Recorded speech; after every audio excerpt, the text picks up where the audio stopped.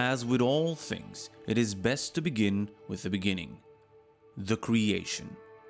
All things after it are a result of it, and the nature of it reverberates down through the millennia. I am using ancient writings from the Black Book of Lamesen. I choose this source because Lamesen was a skilled sage renowned for his knowledge of Skatsimi mysticism and folklore.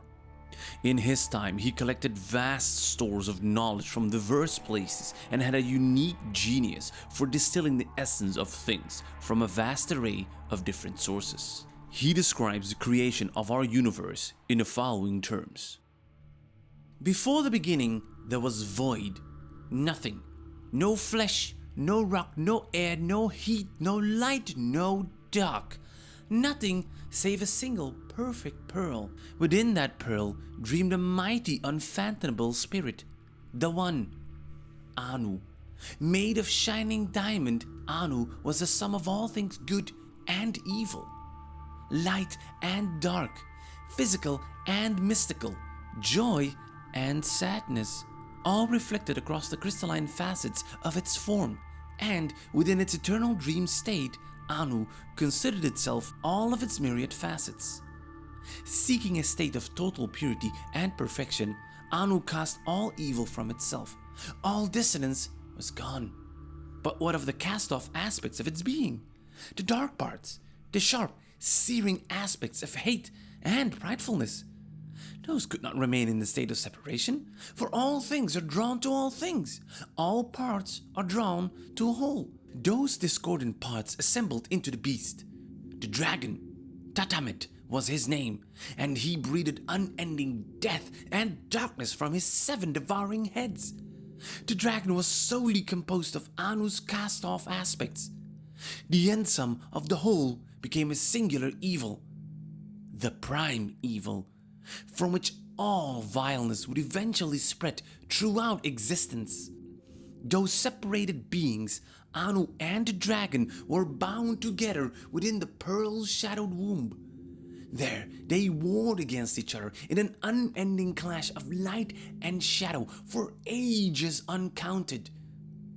The diamond warrior and the 7-headed dragon proved to be the equal of the other, neither ever gaining the upper hand in their fierce and unending combat, till at last, their energies nearly spent after countless millennia of battle, the two combatants delivered their final blows.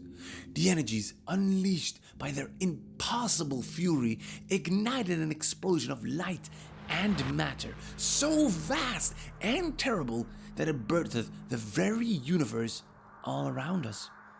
All the stars above and the darkness that binds them, all that we touch, all that we feel, all that we know, all that is unknown, all of it continues through the night and the day, in the ebbing and flowing of the ocean tides, and in the destruction of fire and the creation of seed.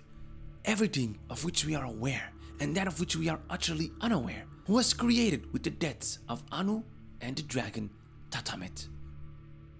In the epicenter of reality lies Pandemonium, the scar of the universe's violent birth. At its chaotic center lay the heart of creation, a massive jewel, unlike any other, the Eye of Anu, the World Stone. It is the foundation stone of all places and times, a nexus of realities and vast, untold possibility.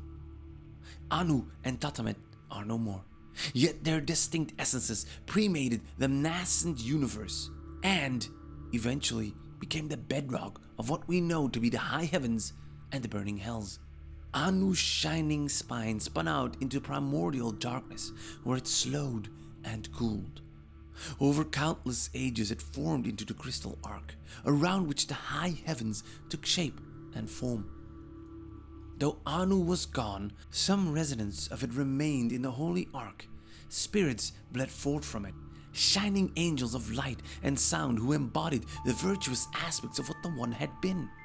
Yet despite the grace and beauty of its shining realm, it lacked the perfection of Anu's spirit.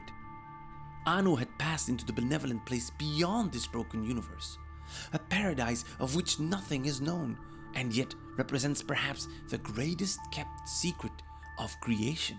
longed for, but unimaginable. Just as heaven cooled in the spaces above, Tatamet's black and smoldering busk spiraled into the lowering darkness of reality. From his putrid flesh grew the realms of the burning hells. The dragon's 7 severed heads arose as the 7 evils, the 3 strongest of which would be known as the prime evils. They, along with their 4 lesser brethren, would rule over the ravening, demonic hordes that spawn like maggots from the desiccated cavities of the burning hells. Thus was how all of what we know began. In time, the lords of hell and angels of heaven met and clashed. The battles raged unceasing, and thus would come to be known as eternal conflict. It is written in the book of long shadows that eternal conflict shall continue on forever across countless planes of existence until further mysteries, unknown even to angels and demons, shall reveal themselves.